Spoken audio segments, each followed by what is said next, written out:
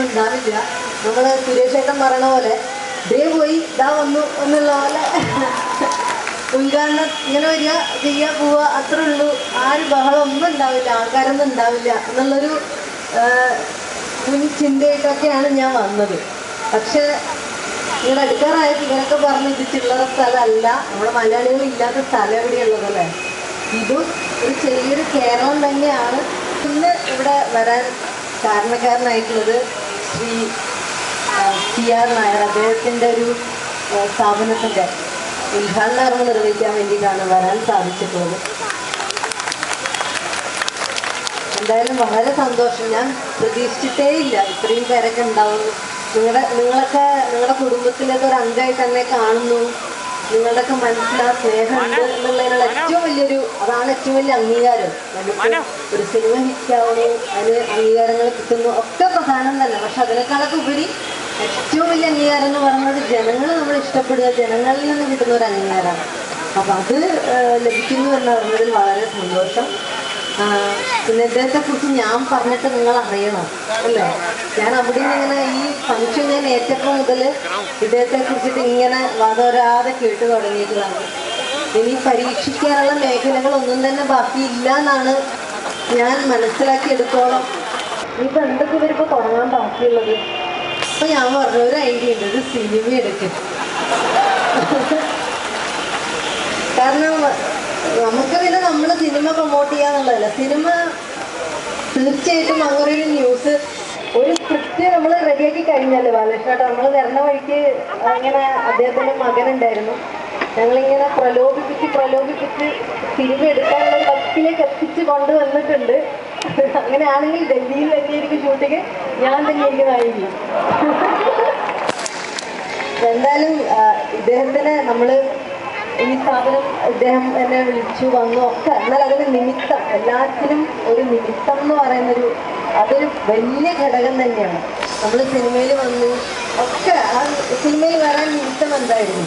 ഞാൻ അതിനൊക്കെ വലിയ പ്രാധാന്യം കൊടുക്കുന്ന ആളാണ്. അതിന് ഞാനിവിടെ വരാൻ നിമിത്തം ഈ വരുത്തുന്ന ആളാണ്, എൻ്റെ നാട്ടുകാരനാണ്.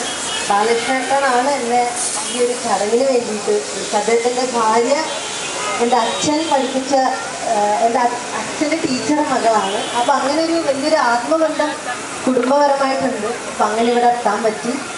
ഇനിയിപ്പോൾ എന്താ പറയണ്ടേ, ഇനിയിപ്പോൾ പിന്നെ എനിക്ക് അത് വേണം.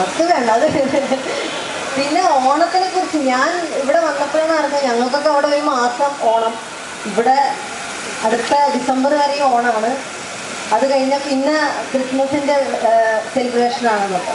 അതൊന്ന് നമ്മുടെ നാട് വിടുമ്പോഴാണല്ലോ നമ്മുടെ നാട്ടിലൊക്കെ ഉത്സവങ്ങൾക്കൊക്കെ കൂടുതൽ പ്രാധാന്യം നമുക്ക് തോന്നുന്നത്. എല്ലാവർക്കും നിങ്ങളൊക്കെ നാടും വീടും വീട്ടുകാരൊക്കെ വിട്ടിട്ട് വേറെ നാട്ടിലേക്ക് കഷ്ടപ്പെട്ട് ജോലി ചെയ്യുമ്പോൾ ഈ ഒത്തുകൂടുന്നൊരു നിമിഷം, അതൊക്കെയാണ് മനസ്സിലേറ്റവും വലിയ സന്തോഷമായിട്ട്. അതാണല്ലോ ഓണം.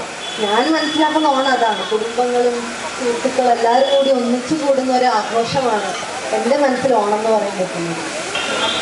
സതിയോ ഞാൻ ആ വിഷയത്തിൽ നിന്ന് തെന്നി മാറി. അപ്പൊ എന്തായാലും ഓണാശംസകൾ പറയാം. പാട്ട് പാടി കഴിയുമ്പോൾ നിങ്ങൾ അതൊന്നും സമ്മതിച്ചില്ലെങ്കിലല്ലേ ഒരു ഓണാശംസകൾ ആദ്യം തന്നെ അല്ല ഓണാശംസ പറഞ്ഞിട്ട്. അപ്പൊ എല്ലാവർക്കും സന്തോഷവും സമാധാനവും നന്മയും. ഡൽഹി താമസിക്കാൻ ഏറ്റവും കൂടുതൽ ആൾക്ക് സമാധാനമാണല്ലേ. ഇപ്പോൾ കുറേ നാളായിട്ട് ഡൽഹി എന്ന് പറഞ്ഞൊരു പേടി സ്വപ്നമായിട്ടായിരുന്നു കുറേ നാളായിട്ട് മനസ്സിൽ. ഇപ്പോൾ കുറെ കൂടി സുരക്ഷിതമായിട്ട് സ്ത്രീകൾക്ക് പുറത്തിറങ്ങാനൊക്കെ ഉള്ളൊരു പ്രവണത ഉണ്ടായിട്ടുണ്ടെന്ന് പറഞ്ഞു. എന്നാലും നമ്മുടെ നാട്ടിൽ അതിനൊന്നും കുറവൊന്നുമില്ല കേട്ടോ.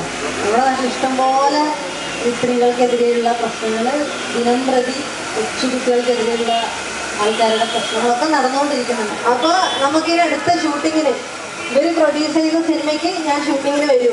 അപ്പോൾ കാണാം.